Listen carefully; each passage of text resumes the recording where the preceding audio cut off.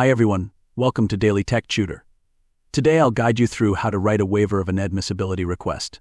This request is an essential document when seeking a reconsideration of your inadmissibility status. You need to start by clearly stating your personal details. Include your name, address, and contact information, followed by the date.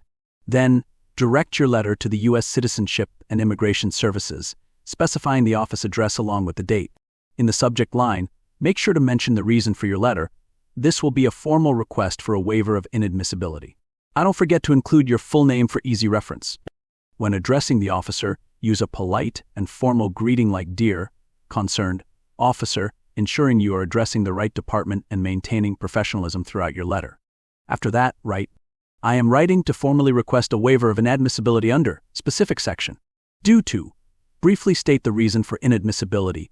"I understand that my entry into the United States may be restricted.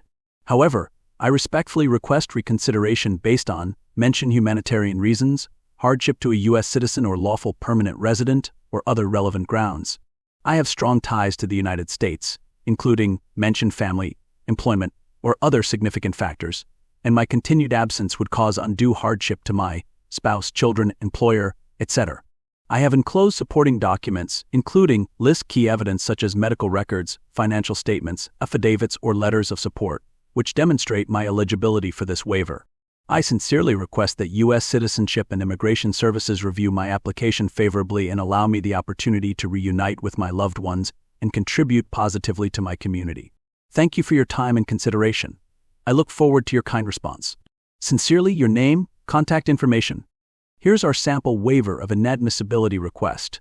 You'll notice how it clearly outlines your reason for inadmissibility and the specific grounds for requesting a waiver. The letter also emphasizes your personal circumstances, such as the hardship that your inadmissibility may cause, and any supporting documentation that strengthens your case. Additionally, it highlights your ties to the U.S., such as family or employment, and explains why you believe granting the waiver is in the best interest of both yourself and your loved ones. By following this format step by step, you can create a clear and persuasive request that effectively communicates your need for reconsideration. This letter helps the reviewing officer understand your situation and demonstrates your eligibility for the waiver. And with that, I end this video. If you found it helpful, give a thumbs up and subscribe for more tips on writing important legal requests.